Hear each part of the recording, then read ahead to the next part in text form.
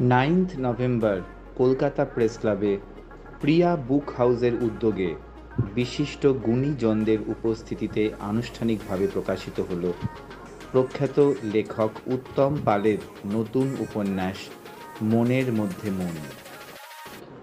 এই বই প্রকাশ অনুষ্ঠানে লেখক উত্তম পালের সাথে উপস্থিত ছিলেন বিশিষ্ট সাহিত্যিক ও সাংবাদিক রঞ্জন বন্দ্যোপাধ্যায়, রাজ্যের প্রাক্তন পুলিশ আধিকারিক ডক্টর নজরুল ইসলাম, বিশিষ্ট নাট্য ব্যক্তিত্ব চন্দন সেন, রাজ্যের তথ্য দপ্তরের প্রাক্তন আধিকারিক শ্যামল বিশ্বাস এবং প্রকাশক দুলাল চন্দ্র সিংহ সহ বিশিষ্ট বইপ্রেমী মানুষ। বইটি নিয়ে এদিন মানুষের উৎসাহ ছিল চোখে পড়ার মতো। Hello Kolkata special literary report, Ashis Basak. আসেন, উনি একজন মাস্টারমশাই, তিনি স্কুল টিচার, ইংলিশের স্কুল টিচার। এর আগেও একটা উনি আমার কাছে প্রকাশিত, গত বছরে প্রকাশিত হয়েছে। তার বইয়ের নাম হচ্ছে স্বপ্নভূমি।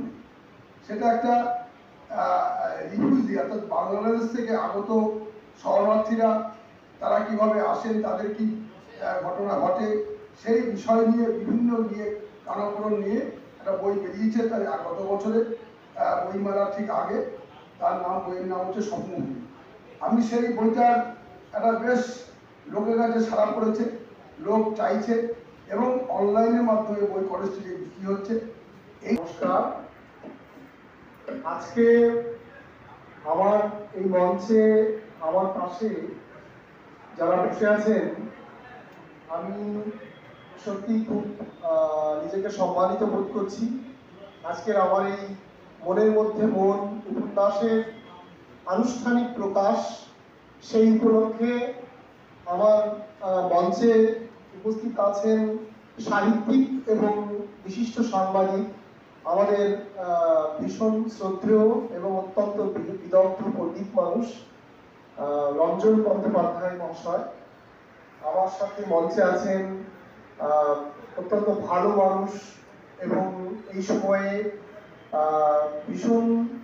আমি ভীষণ পছন্দ করি আমাদের সকলের প্রিয় ডক্টর নজরুল ইসলাম মহাশয়। তিনি একাধারে যেমন আইপিএস অফিসার, দীর্ঘদিন প্রশাসনিক দায়িত্ব সামলেছেন, তার সাথে তিনি সাহিত্যিকও বটে। তার অনেক লেখা তিনি এখনো লিখে চলেছেন। ভীষণ ভালো লাগছে তার পাশে মঞ্চ শেয়ার করতে পেরে। তার সাথে আমাদের মধ্যে উপস্থিত আছেন আমাদের বিশিষ্ট নাট্য ব্যক্তিত্ব, আমাদের শ্রী চন্দন সেন মহাশয়।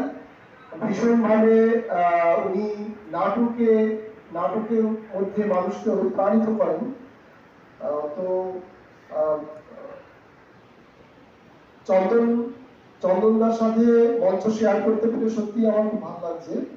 আর তার সাথে আমাদের মঞ্চে উপস্থিত আছেন তথ্য দপ্তরের প্রাক্তন আধিকারিক আমাদের শ্যামলদা, সকলের প্রিয় শ্যামল বিশ্বাস মহাশয়।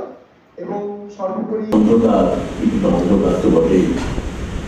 এবং মনের মধ্যে মন এমন একটা বই যে অন্ধকারের মধ্যে আমার মনে হয় এটা বিশেষভাবে যারা পড়বেন তারা একটা প্রণোদনা এবং একটা প্রণোদি খুঁজে পাবে।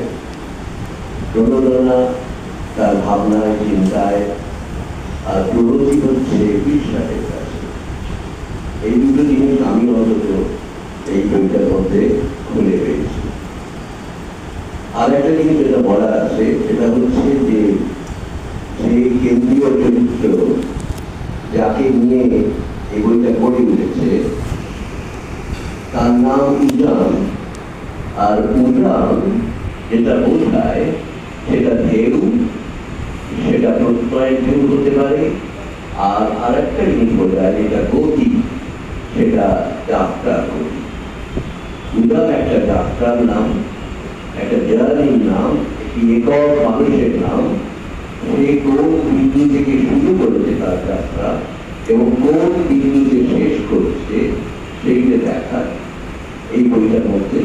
এবং খুব দীর্ঘায়িত করেনি রচয়িতাকে, সুতরাং আমার আরো ভালো লেগেছে এই জন্য যে